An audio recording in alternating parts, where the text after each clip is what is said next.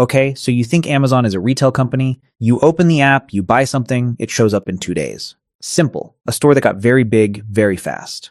That's the story, right? Wrong. Here are some numbers that don't add up if you believe that story.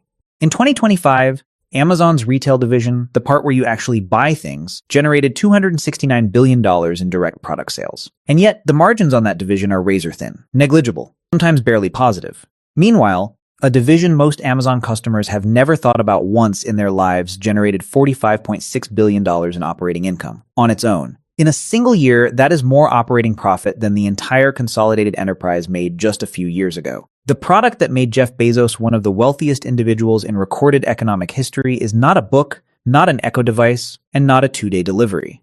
It's something hiding in plain sight, a machine built on compounding infrastructure, behavioral psychology, and a strategy so long-term that Wall Street spent a decade nervous about it. By the end of this video, you'll understand the hidden economic engine behind all of it. It's 1994.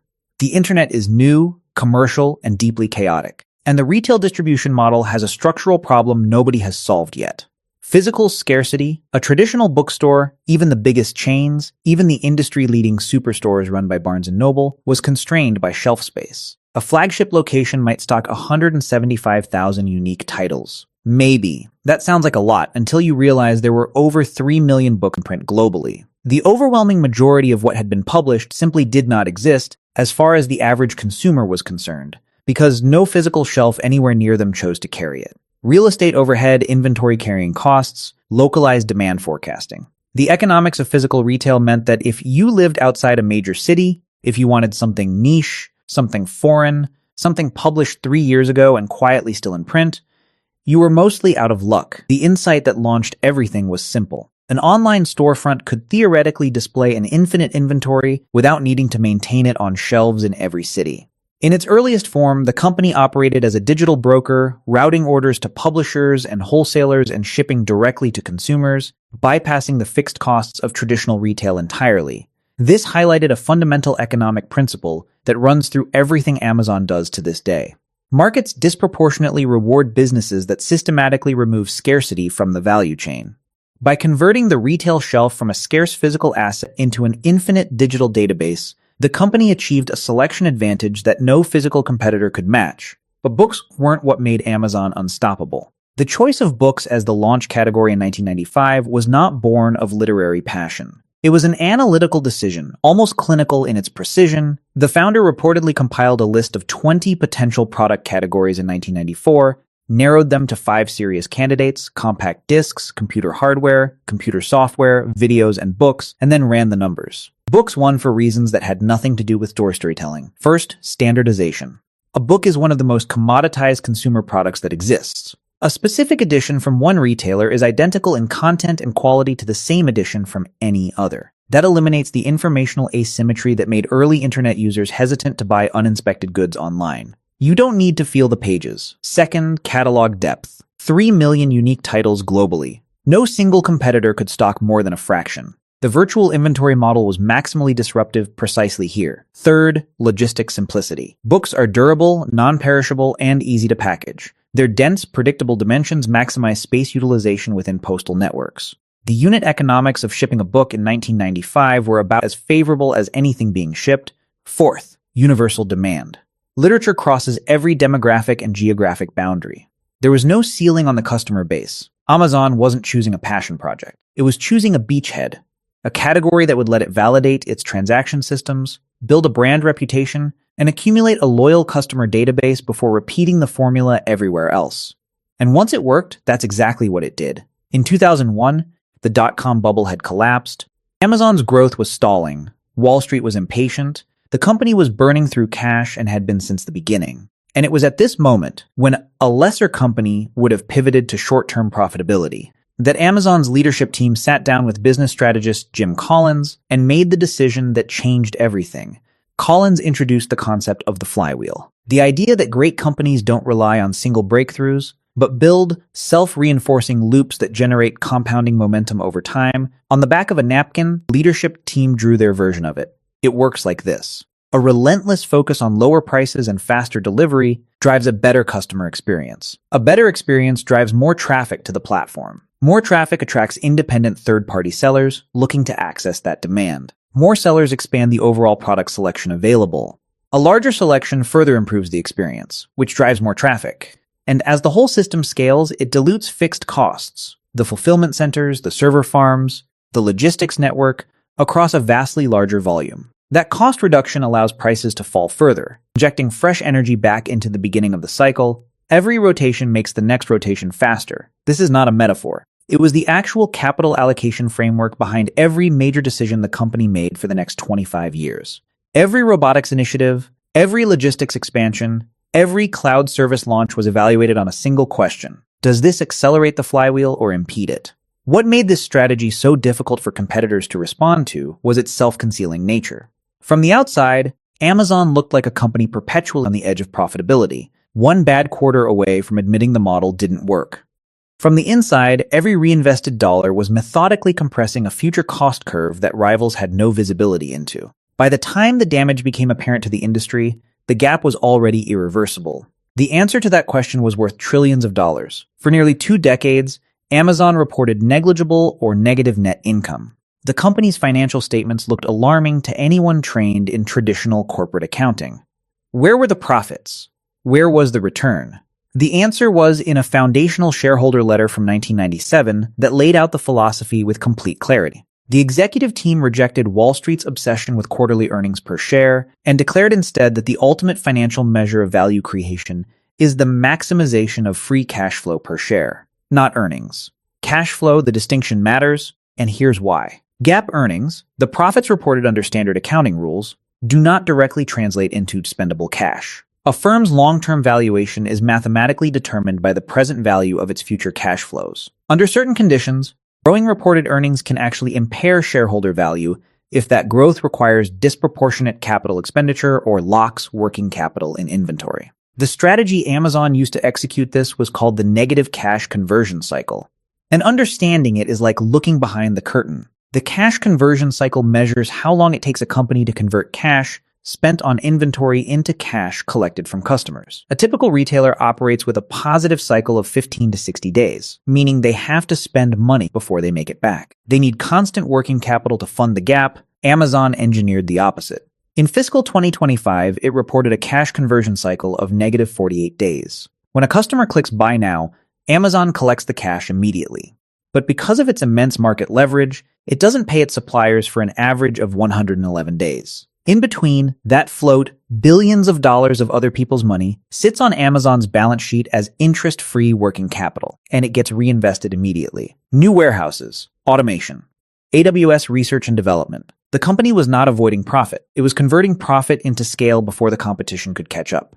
Wall Street ultimately accepted this because the company consistently demonstrated that every dollar of reinvested cash flow yielded compounding market leadership. This decision scared competitors for good reason. The core barrier to entry in physical retail is the high marginal cost of logistics. For a traditional retailer, scaling up introduces diminishing returns. More complexity, more administrative overhead, more spatial inefficiency. Amazon engineered the opposite dynamic. The larger the volume of packages it processes, the cheaper every individual package becomes. This is economies of scale operating at an infrastructural level, and it happens through 3 integrated channels. First, freight leverage. By routing billions of packages through national transport networks, Amazon commands volume discounts from carriers and packaging suppliers that no competitor can access. Its average package weight of 1.8 pounds maximizes residential delivery density. The per-unit shipping rates it negotiates are structurally unavailable to any smaller player. Second, fixed cost dilution. Building a state-of-the-art fulfillment center is enormously expensive upfront. But once built, running 100,000 items per day through it versus 10,000 items per day drops the amortized cost per item dramatically. The fixed cost doesn't scale, the revenue does. Third, automation. In 2025, the company reached the milestone of deploying over 1 million proprietary robots across its global fulfillment network. Systems like Sequoia, which containerizes inventory up to 75% faster than manual operations. Hercules and Titan drive units that eliminate miles of daily walking by workers. Sparrow and Vulcan robotic arms that pick and sort individual items with speed and accuracy comparable to human hands. Next-generation facilities built around these systems target a 25% improvement in overall cost to serve, No traditional competitor can replicate this. Not because the technology is secret, but because the capital required to deploy it at this scale is the product of decades of compounding reinvestment. Small competitors simply cannot get there from here, and the gap keeps widening. Every year Amazon processes more packages, the per unit cost drops further. Every year it deploys more robots, the labor cost component shrinks further.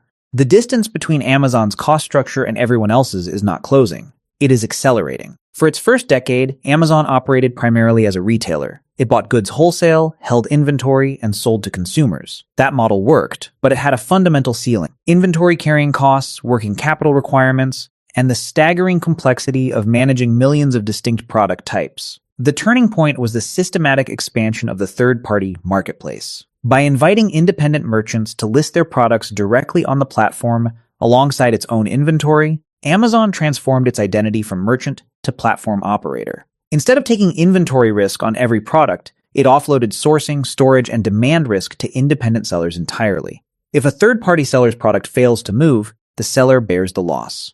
Amazon continues collecting fees. The economic results of this pivot were extraordinary. By the fourth quarter of 2025, third-party sellers account for 61% of all physical units sold on the platform, generating approximately $575 billion in gross merchandise value, 69% of total platform GMV. But it's how Amazon monetizes these sellers that reveals the real genius. It isn't a simple transaction commission. It's a multi-layered fee stack that compounds at every point of contact. There's the baseline referral fee, 8% to 15% of each sale, up to 45% on certain accessories. On top of that, fulfillment by Amazon fees, 20% to 35%, covering pick, pack, and ship, monthly storage surcharges, and then the one that quietly changed everything: pay-per-click advertising. If a seller wants their product visible on Amazon's search pages, where organic placement has been systematically suppressed in favor of paid results, they spend up to another 15%. Added up, the total effective take rate from an FBA merchant reached over 50% of gross revenue by 2025. That figure has climbed steadily from 40% over the preceding 5 years. Amazon didn't just become the platform. It became the toll road, the warehouse, the advertising network, and the search engine all at once.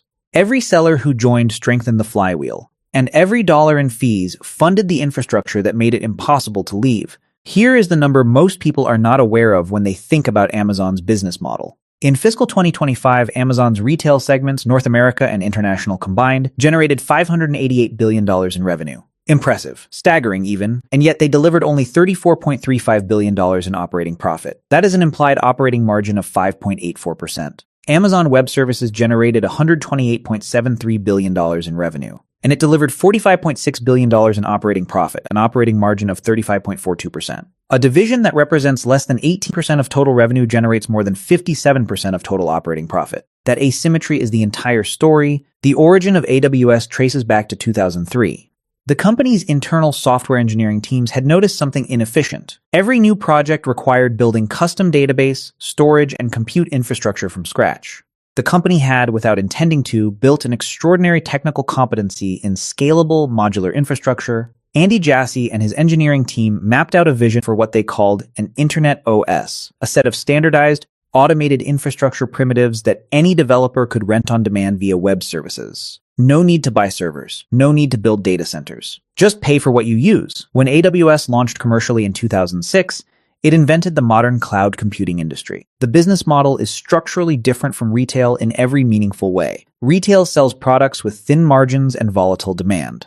Cloud infrastructure sells compute capacity on subscription and usage contracts with high switching costs, high margins, and recurring revenue. Once an enterprise builds its technology stack on AWS, migrating away is a multi-year, enormously expensive undertaking. By the first quarter of 2026, AWS's AI-driven revenue run rate alone surpassed $15 billion as enterprises worldwide rush to train and deploy AI models on its infrastructure. This is where most of the money actually comes from.